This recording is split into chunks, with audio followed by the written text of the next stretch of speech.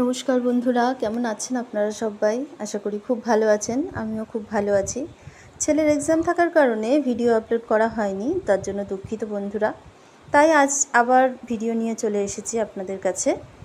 আজ আমি অতি অল্প খরচে অল্প সময়ে তৈরি হয়ে যাওয়া একটি অত্যন্ত সুস্বাদু মিষ্টির রেসিপি নিয়ে হাজির হয়ে গেছি।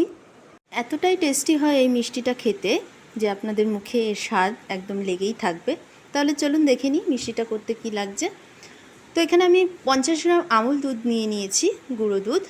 এর মধ্যে দিয়ে দিচ্ছি 1 চামচ পরিমাণ ময়দা। এবার আমি দুটো উপকরণ একবারে চামচ দিয়ে মিশিয়ে নিচ্ছি। এবার দিচ্ছি হাফ চামচ বেকিং পাউডার, সেটাকেও দুধের সাথে মিশিয়ে নিচ্ছি।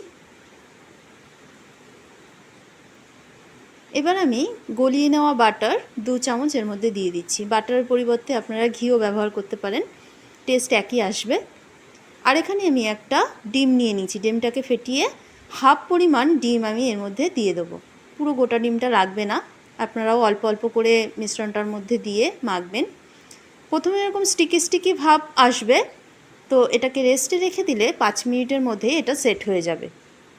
আমি এবার চামচটাকে রেখে হাতে একটু ঘি ব্রাশ করে আমি এটাকে হাত দিয়ে খুব ভালোভাবে মেখে নিচ্ছি। তো এখন দেখতে মনে হচ্ছে নরম, কিন্তু এটাকে 5 মিনিট রেস্টে রেখে দিলেই এটা শক্ত হয়ে যাবে। এর মধ্যে থেকে আমরা মিষ্টিগুলো 5 মিনিট বাদেই গড়ে নেব। তো এভাবেই আমি রেখে দিচ্ছি মিষ্টিগুলোকে। এদিকে আমি গ্যাসে একটি কড়াই বসিয়ে দিলাম। এর মধ্যে আমি 500 মিলিলিটার দুধ দিয়ে দিচ্ছি। দুধটা অবশ্যই ফুল ফ্যাট দুধ নিতে হবে। দুধটা সম্পূর্ণ ঢেলে আমি এবার খুব ভালো করে একটু নাড়াচাড়া করে দেব। আর দুধটা ফুটে ওঠার অবধি অপেক্ষা করব। এদিকে আমার 5 মিনিট হয়ে গেছে, দেখুন কতটা শক্ত হয়ে গেছে। এবার আমি এর থেকে ছোট ছোট করে মিষ্টিগুলো গড়ে নেব। আপনারা এর থেকে ছোট করেও করে নিতে পারেন চাইলে। আমি এই সাইজেরই করছি। হাত দিয়ে এইভাবে গোল শেপ দিয়ে ছোট ছোট বলসের মতো তৈরি করে নিচ্ছি। আমি সবগুলো এইভাবে একইভাবে তৈরি করে নিয়েছি আমি। এদিকে আমার দুধটাও ফুটে উঠেছে আর দুধটা কিছুটা ঘনও হয়ে গেছে। এবার এই দুধের মধ্যে আমি পরিমাণ মতো চিনি দিয়ে দেবো। মিষ্টিটা আপনারা যে যার পছন্দ অনুযায়ী দেবেন। আমি এখানে 3.5 চামচের মতো চিনি দিলাম। রসমালাইটা একটু অল্প মিষ্টি ভালো লাগে, যেহেতু গুঁড়ো দুধটার মধ্যে মিষ্টি থাকে, তাই অল্প পরিমাণ চিনি আমি দিলাম। দিয়ে এবার খুব ভালোভাবে নেড়ে আমি বলসগুলোকে এর মধ্যে দিয়ে দিচ্ছি।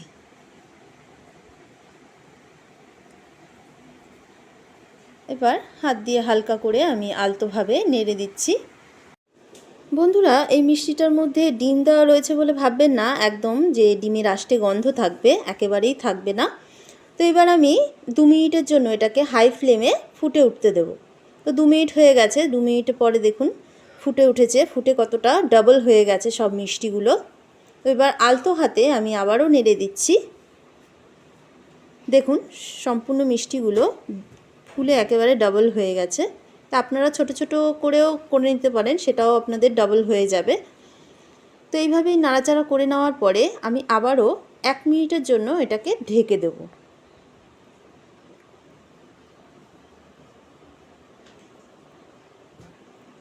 এক মিনিট পর আবার আমি উঠিয়ে নিলাম ঢাকনাটা। এবার দেখুন আস্তে আস্তে একা একাই ঘুরে যাচ্ছে বলসগুলো কত সুন্দরভাবে। এতটাই ফুলেছে যে আর খুন্তি দিতে হচ্ছে না, একা একাই উল্টে পাল্টে যাচ্ছে।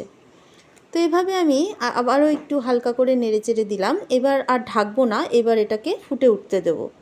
দুধটা একটু ঘন করে নেব। এই সময় আমি একটু কেশর দিয়ে দিলাম।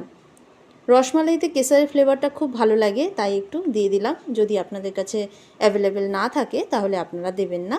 আর দিয়ে দিচ্ছি একটা ছোট্ট এলাচ ফাটিয়ে। তো এটা দিয়েও খুব ভালো করে আবার একটু নেড়ে নিচ্ছি। দেখুন দুধটা অনেকটাই ঘন হয়ে গেছে। এরকম কনসিস্টেন্সিতেই আমি নামিয়ে নেব। আমার রেডি হয়ে গেছে রসমালাইটা। এবার আমি নামিয়ে নিচ্ছি। এখন আমি কেসর দিয়ে একটু রসমালাইটাকে সাজিয়ে দিচ্ছি। আপনারা চাইলে বাদাম কুচিও দিয়ে নিতে পারেন, তো আমি বাদাম দিলাম না, কেসর দিয়ে সাজিয়ে নিলাম। দেখুন দেখতে কতটা সুন্দর লাগছে। খুব কম সময়ের মধ্যেই এই রেসিপিটি তৈরি হয়ে যায়, আর এতটাই চমৎকার হয় এর স্বাদ যে একবার খেলে আপনাদের মুখে লেগে থাকবে। দেখুন কতটা স্পঞ্জি, কতটা নরম হয়েছে। আমি গরম দেখে হাত দিয়ে ধরতে পারছি না, তাই চামচ দিয়ে দেখালাম। এভাবেই একদম সফট, মুখে মেল্ট হয়ে যাওয়ার মতো একটি সুস্বাদু রেসিপি আপনারাও তৈরি করে নেবেন বাড়িতে। তাহলে বন্ধুরা, আজকের এই রেসিপিটি আপনাদের কেমন লাগলো জানাতে অবশ্যই ভুলবেন না। আর ভালো লাগলে একটি লাইক, কমেন্ট আর শেয়ার করে দেবেন বন্ধুদের মধ্যে। আর ফেসবুক পেজের বন্ধুরা, পেজটিকে অবশ্যই ফলো করে দেবেন এরকম নতুন নতুন রেসিপি ভিডিও দেখার জন্য। তাহলে আজ এই পর্যন্তই বন্ধুরা, দেখা হচ্ছে পরের কোনো ভিডিও নিয়ে। নমস্কার।